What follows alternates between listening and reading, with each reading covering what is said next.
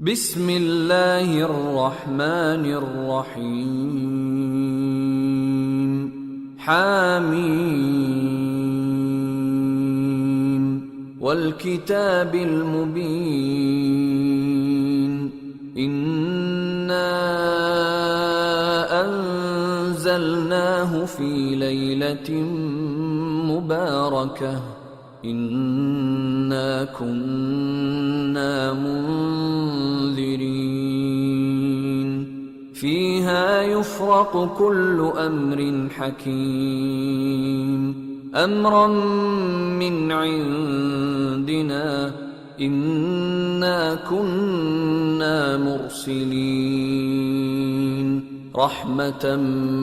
من ربك إنه هو السميع العليم رب السماوات والأرض وما بينهما إن كنتم موقنين لا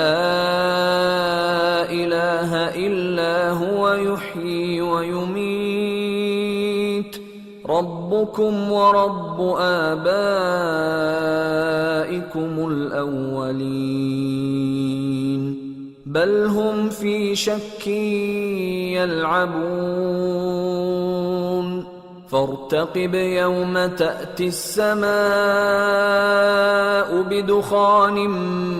مبين يغشى الناس هذا عذاب أليم ربنا اكشف عنا العذاب إنا مؤمنون أنى لهم الذكرى وقد جاءهم رسول مبين ثم تولوا عنه وقالوا معلم مجنون إنا كاشف العذاب قليلا إنكم عائدون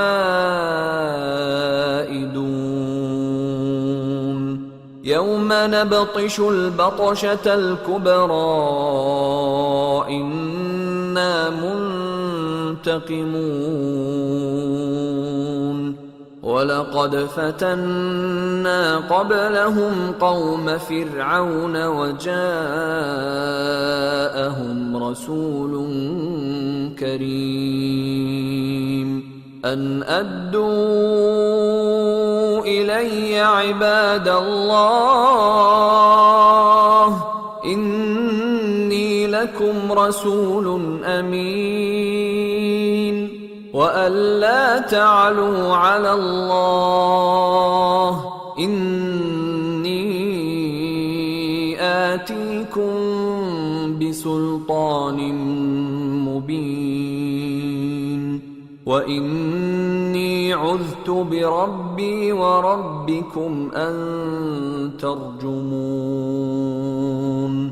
وإن لم تؤمنوا لي فاعتزلون فدعا ربه أن هؤلاء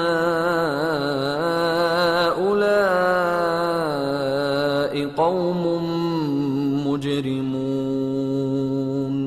فأسر بعبادي ليلا إنكم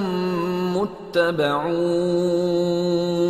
واترك البحر رهوا إنهم جند مغرقون كم تركوا من جنات وعيون وزروع ومقام كريم ونعمة كانوا فيها فاكهين كذلك وأورثناها قوما آخرين فما بكت عليهم السماء والأرض وما كانوا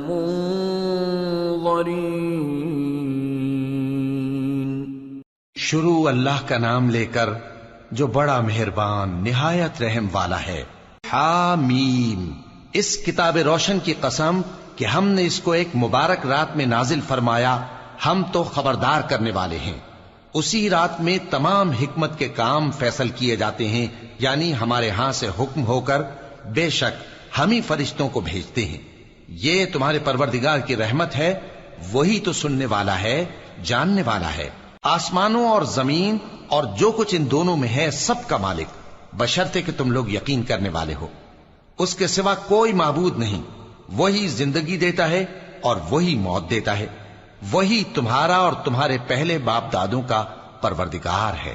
لیکن یہ لوگ شک میں پڑے کھیل رہے ہیں۔ تو اس دن کا انتظار کرو کہ آسمان سے صاف دھواں نکلے گا جو لوگوں پر چھا جائے گا، یہ درد دینے والا عذاب ہے۔ اس وقت وہ کہیں گے کہ اے پروردگار، ہم سے اس عذاب کو دور کر، ہم ایمان لاتے ہیں۔ اس وقت ان کو نصیحت کہاں مفید ہوگی، جبکہ ان کے پاس پیغمبر آ چکے جو ہمارے احکام کھول کر بیان کر دیتے تھے۔ پھر انہوں نے ان سے منہ پھیر لیا اور کہنے لگے، یہ تو سکھایا پڑھایا ہوا ہے، دیوانہ ہے۔ ہم تو تھوڑے دنوں عذاب ٹال دیتے ہیں مگر تم پھر کفر کرنے لگتے ہو۔ جس دن ہم بڑی سخت گرفت کریں گے تو بے شک انتقام لے کر چھوڑیں گے۔ اور ان سے پہلے ہم نے قوم فرعون کی آزمائش کی اور ان کے پاس ایک عالی قدر پیغمبر آئے جنہوں نے یہ کہا کہ اللہ کے بندوں یعنی بنی اسرائیل کو میرے حوالے کر دو، میں تمہارا امانت دار پیغمبر ہوں، اور اللہ کے سامنے سرکشی نہ کرو، میں تمہارے پاس کھلی دلیل لے کر آیا ہوں، اور اس بات سے کہ تم مجھے سنگسار کرو میں اپنے اور تمہارے پروردگار کی پناہ لے چکا ہوں، اور اگر مجھ پر ایمان نہیں لاتے تو مجھ سے الگ ہو جاؤ۔ تب موسیٰ نے اپنے پروردگار سے دعا کی کہ یہ نافرمان لوگ ہیں۔ اللہ نے فرمایا کہ اچھا، میرے بندوں کو راتوں رات لے کر چلے جاؤ، اور فرعونی ضرور تمہارا تعاقب کریں گے، اور سمندر سے کہ ٹھہرا ہوا ہوگا پار ہو جانا، تمہارے بعد وہ پورا لشکر ڈبو دیا جائے گا۔ وہ لوگ بہت سے باغ اور چشمے چھوڑ گئے اور کھیتیاں اور نفیس مکان اور آرام کی چیزیں جن میں وہ عیش کیا کرتے تھے۔ اسی طرح ہوا، اور ہم نے دوسرے لوگوں کو ان چیزوں کا مالک بنا دیا۔ پھر ان پر نہ تو آسمان اور زمین کو رونا آیا اور نہ ان کو مہلت ہی دی گئی،